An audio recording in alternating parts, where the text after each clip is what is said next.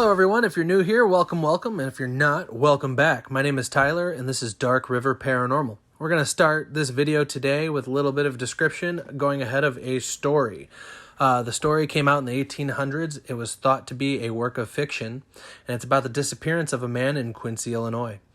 I need you guys to share the hell out of this video and get it out. I want to see if I can find information on this. Reason for, I have a viewer of the channel who thinks that he is related to the main character of this story.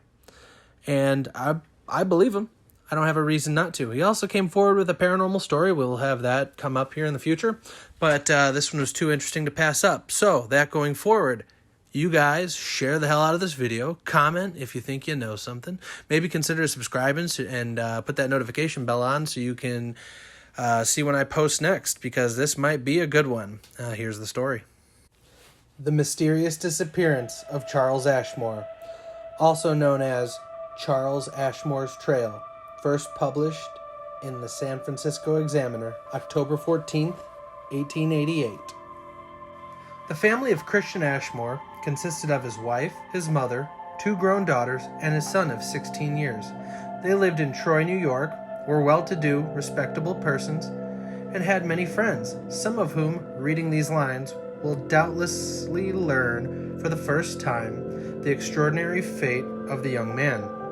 From Troy, the Ashmores moved in 1871 or 1872 to Richmond, Indiana, and a year or two later to the vicinity of Quincy, Illinois, where Mr. Ashmore bought a farm and lived on it. At some little distance from the farmhouse was a spring with a constant flow of clear, cold water, whereince the family derived its supply for domestic use at all seasons.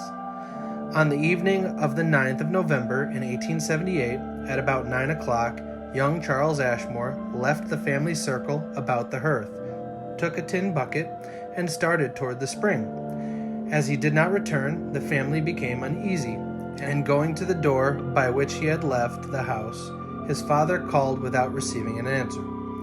He then lighted a lantern, and with the eldest daughter, Martha, who insisted on accompanying him, went in search. A light snow had fallen, obliterating the path, but making the young man's trail conspicuous. Each footprint was plainly defined. After going a little more than halfway, perhaps 75 yards, the father, who was in advance, halted, and elevating his lantern, stood peering intently into the darkness ahead. "What's the matter, father?" the girl asked. This was the matter.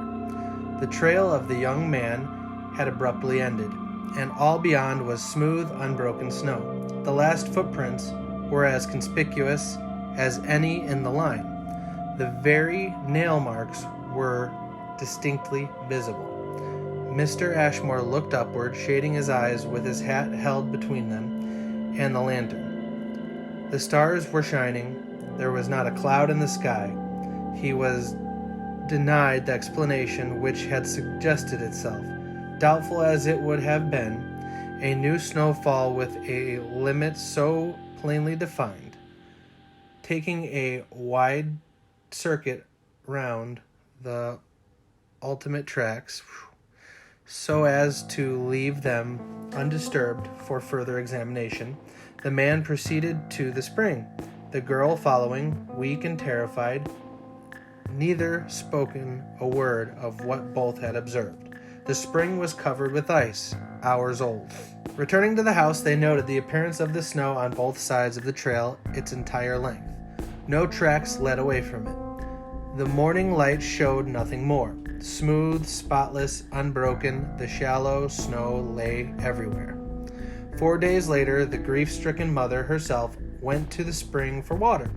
She came back and related that in passing the spot where the footprints had ended, she had heard the voice of her son and had been eagerly calling to him. Wandering about the place, she came back and related that, in passing the spot where the footprints had ended, she had heard the voice of her son and had been eagerly calling to him. Wandering about the place, as she had fancied the voice to be now in one direction, now in another, until she was exhausted with fatigue and emotion. Questioned as to what the voice had said, she was unable to tell, yet averred the words were perfectly distinct.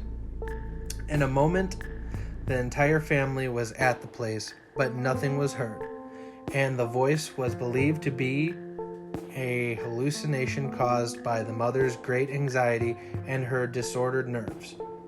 But for months afterward, at irregular intervals of a few days, the voice was heard by several members of the family, and by others. All declared it unmistakably the voice of Charles Ashmore. All agreed that it seemed to come from a great distance, faintly, yet with entire distinctness of articulation, yet none could determine its direction, nor repeat its words. The intervals of silence grew longer and longer, the voice fainter and farther, and by midsummer it was heard no more.